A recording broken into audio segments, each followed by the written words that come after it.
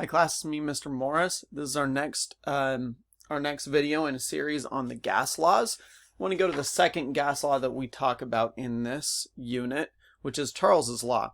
Now, Charles's law says that if the temperature is increased, the volume of the container will also increase. For this law, it has to be a flexible container. The volume has to be able to change. It says if the temperature is decreased, the volume of the container will decrease. Gives us the reason because of this. Let's think about it. Fairly simple reason. Temperature, as you increase temperature, the molecules move more rapidly. And because the molecules move more rapidly, that's going to instantly increase the pressure.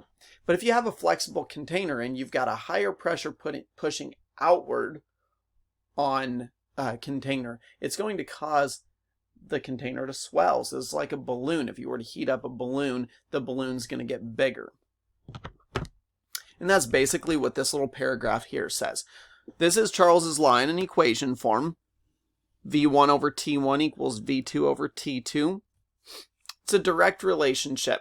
That means that if one of the values goes up, the other one also goes up. And if one of them goes down, the other one also goes down. So volume and temperature are directly related. All the temperatures in the equation have to be in kelvins, not Celsius. It's very important to recognize that. The amount of gas and moles, the amount of gas in moles and the pressure are the constants. So that means they don't change. You've got real life examples. A football, if it's inflated inside and you take it outdoors on a winter day, on a cold day, it's going to shrink slightly. It'll go flat. And the reason is because the temperature goes down, the volume also goes down. If you have an underinflated life raft, just slightly underinflated, so they do that intentionally, you throw it on warm water and out in the heat of the sun, it's going to swell slightly. Why wouldn't you want to overinflate a raft? Well, if you thought about it and said, well, it might pop, you're correct. You don't want the volume to increase beyond what it is able to handle. That would cause it to pop. All right, and we've got a couple example problems. Let's do at least one of those in this video, and then we'll maybe make another one going through the other example problems.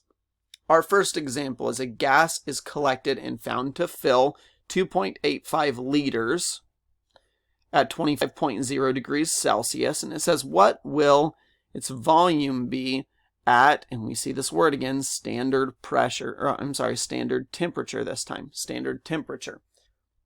If you were to look at the back of the periodic table, there's this thing that says standard temperature and pressure. It also calls it STP. Well, that is standard temperature and standard pressure. So you look at the temperature unit versus the pressure unit. Standard temperature is 0 degrees Celsius. What you have to remember, though, is that we have to convert all temperatures to Kelvin. So this gives us a temperature in Celsius that needs to be converted to Kelvin. And we have standard temperature is 0 degrees Celsius. We have to convert it to Kelvin. To do that, you add 273. So let's go through this problem. We're going to label our variables. Remember, it's V1, T1, V2, T2.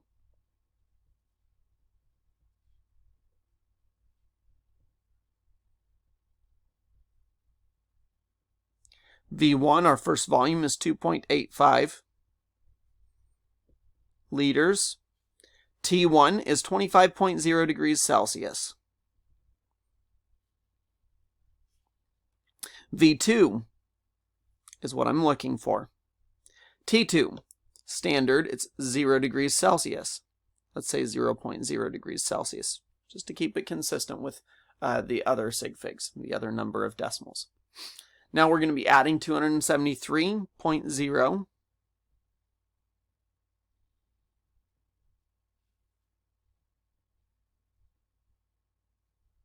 to both of our temperatures because we want those to be in Kelvin. 273 plus 25 is 295 Kelvin.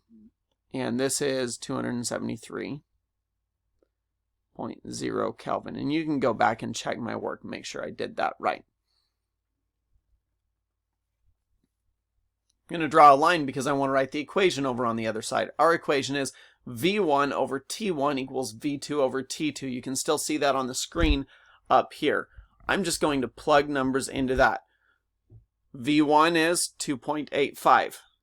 T1 is 295.0. V2 is what we're looking for.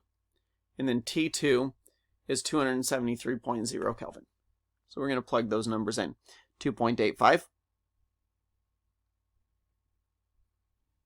over 295.0 equals V2, that's my unknown, over 273.0. Now there's several ways you can solve a problem like this. We have a proportion. So one thing that you can think about is I want to get V2 by itself. To get V2 by itself, it's already in the numerator, so that would work fine. I don't need to worry about moving it. I just need to get it by itself. Right now I'm doing V2 divided by 273. I need to do the reciprocal, or the opposite, of division to get rid of this number. So I would multiply 273 on both sides, get V2 by itself. That's one way of solving it. Totally fine to do that. It gets a little tricky if you're solving for temperature to do that. So a lot of times I'll just go ahead and cross multiply every time to make sure that I don't make a mistake. So that's probably the easiest thing to do, especially if you're not really strong with algebra. So we're going to cross multiply. 295 times V2 is 295.0 V2.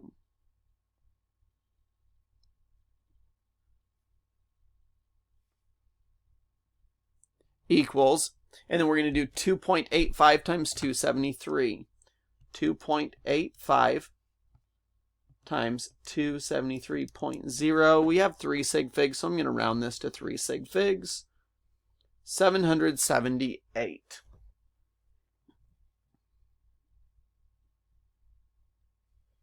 Okay. Now I have 295.0 times V2 equals 778. To solve for V2, I need to get it by itself, just like if it was X, I need to divide on both sides. So I end up with V2 equals 778 divided by 295.0. Let's put that in the calculator and get an answer real quick. 778 over 295. 2.64 is what I get. 2.64.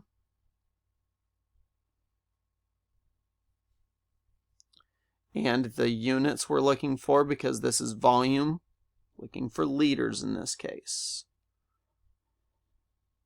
If it had asked for milliliters, I could convert, but I'm just assuming it's going to be the same units. That's pretty much it for this video. Just make sure that your final answer is rounded to the correct number of sig figs. If you decided not to round to 778 right here, but to keep all those decimal places, you're going to probably end up with the same answer. And if not, if it's slightly different, just make sure you're showing your work so I can see where you round, as long as your final answer is rounded to the correct number of significant figures. That's the only thing I wanted to say about significant figures. Okay.